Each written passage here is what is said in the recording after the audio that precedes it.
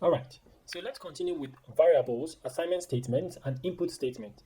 Now, I know we've looked at variables, but there are other aspects of variables that I would like us to look at. That is, we already know how to declare variables and assign it with data.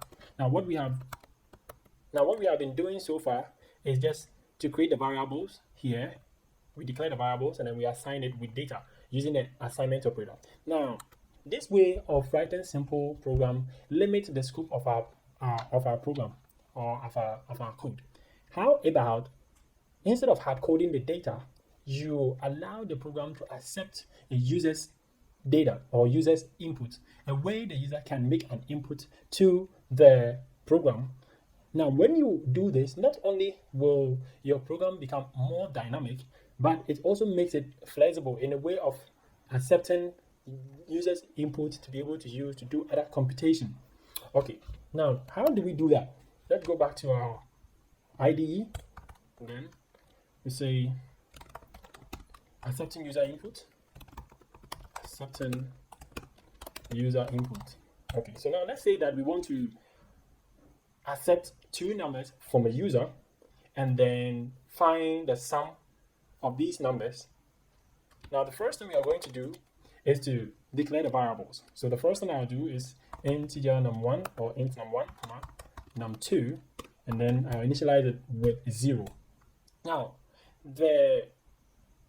before you take in a user's input, it is always a good practice to prompt the user before taking those input. Now, if you prompt the user get an idea of what is expected at that place or that point in the code where you are trying to take the data. So let us say, first of all, we need to print out, please enter two integers. And then we wait for the cursor to blink. Notice that I'm not even going to break the cursor to the next line by using the end del. So to be able to accept user input, what we use here is cin. Instead of cout, we use cin plus the stream extraction operator. Cin with the stream extraction operator. Now this tells the computer to scan the standard input device, which is the keyboard, of any character that will be pressed by the user. So this is what is going to happen. Now, if we are going to take or accept user input, then it means we need to collect it and put it in a variable. So this is what we are going to do. Num1. Okay, we want to take num1. And then we can also do cin with the string extraction operator, num2. Now, what this means is that when the execution gets to this line, it will pause waiting for user to input the data. But instead of writing it in two lines like this, you can you can simplify it by adding the stream extraction operator, then adding a variable, the second variable num2. So it's also a good practice to say that the numbers you entered are, at least you are telling the user the numbers that were entered. So num1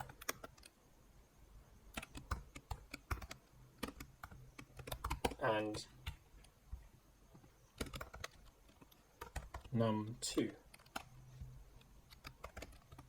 And notice how I'm leaving spaces before the and then after. And then we continue to say that sum of the numbers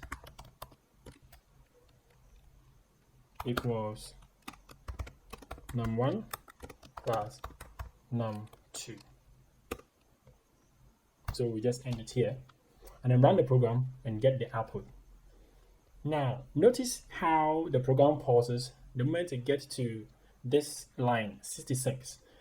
When it gets to this line, the program is still running. It doesn't halt like how our program does the moment we run and then it just get to the return 0, that is the last line, or line 70, and then our program terminate. Now, when you observe, you realize that even the play button, the run button, the green button here is disabled. That means the program is already running, and therefore the compiler has paused for user input, and that is why this little dash like cursor is still here waiting for the user's input. So let's assume that we enter 5 space 7 and then we press enter.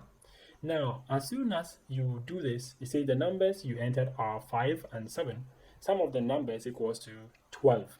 And then the program finished. It's run and exit with 0. Running or returning 0 tells the compiler that the program terminated in a normal way. All right, the program terminated in a normal way. Let me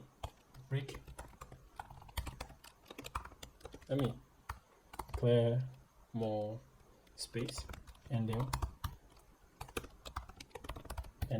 so that at least when we run, we're going to have more space here. So please enter 2 integers. So assuming that we did not bring this prompt, okay, what do you think the user will be expected to do? You run the program and the question is, what is really happening? The program has paused and nothing is happening, and you wouldn't even know that you're supposed to enter a data. So here we enter 44 and then 9. Now press enter. It's a 43. The numbers you entered are 43 and 9, and therefore sum of the numbers equals to 52. Now this way, your program will not always run, okay, with a static number or static data.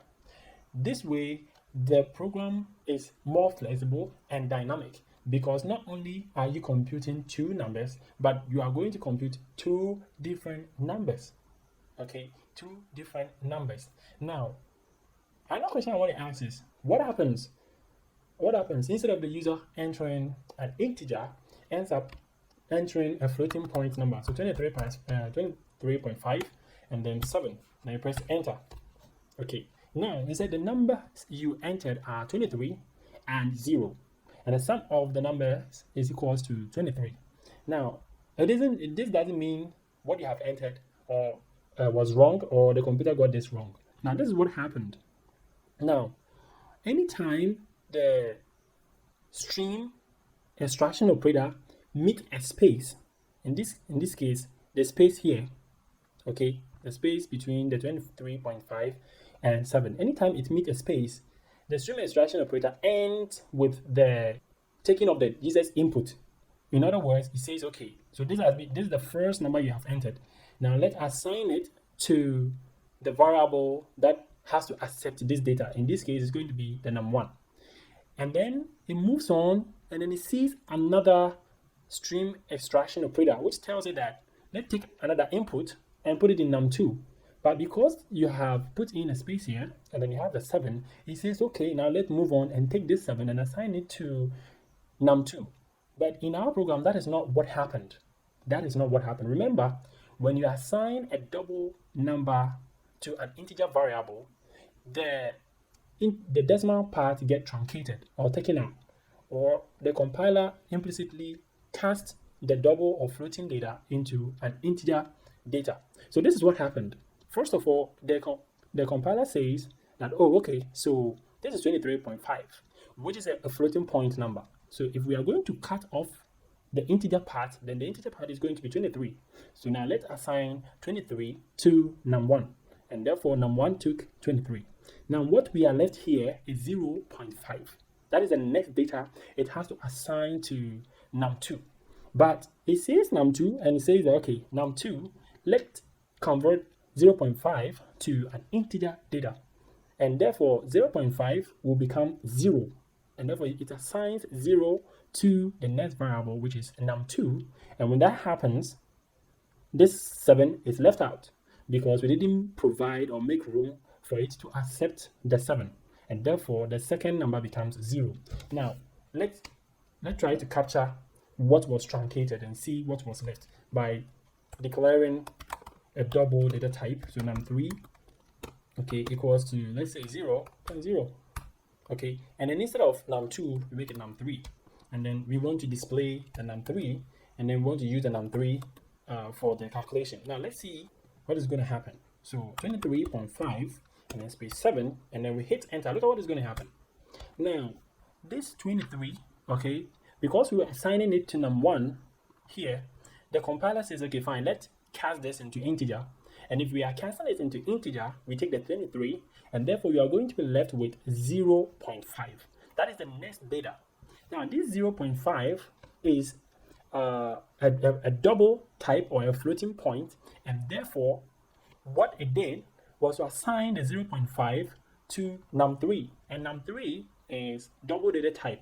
Therefore, it was able to use it to do the computation, and therefore we have 23.500. Now remember that we use set precision here, okay, set precision 3, which is displaying 3 decimal places, okay, 3 decimal places. So when accepting data from user, you need to take into consideration some of these things that can happen, okay. And that is why it is also important that after taking the user's input, you display that the numbers you entered are such and such, okay. This is no fault of the computer. This is no fault of the computer. If you run into similar instances in programming language, we term this kind of error as logical error.